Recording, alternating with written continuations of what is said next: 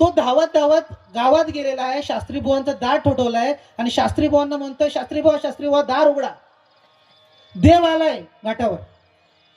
तो म्हणाला, काय देव आलाय? अरे तिथला एखादा माणूस आला असेल, वाटसरू आला असेल, देव येऊ शकत नाही.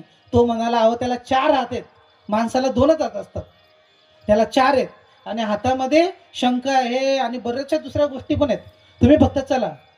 शास्त्री बुवा म्हणले, जर खोटा बोलशील तर याद राख माझ्याशी गाठ आहे. शास्त्री बुवा त्याच्यासोबत आलेत, घाटावर बघितलं तिथं कुणीच नाही.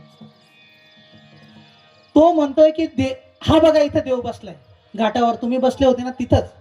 तो म्हणतोय, कोण आहे, कुठे आहे? तर हा काय इथं 4 हाताचा. तो म्हणतोय, मला दिसत नाहीये, तू खोटं बोलतोयस, आता मी तुला चांगली शिक्षा करायला लावतो. तो म्हणाला, का रे देवा, तू यांना दिसत नाहीस का? देव म्हणालाय की त्याला दिसायला त्याच्या ठिकाणी दृढता, त्याच्या ठिकाणी भाव, भक्ती या गोष्टी नाहीयेत.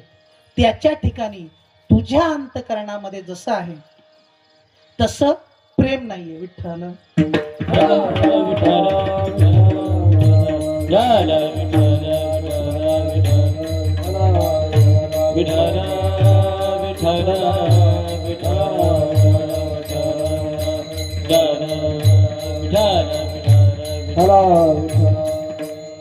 देव म्हणतोय की तुझ्या ठिकाणी असणारी दृढता, तुझ्या ठिकाणी असणारा संकल्प शक्ती, तुझ्या ठिकाणी असणारं प्रेम आणि भक्ती त्या शास्त्रीकडे नाहीये.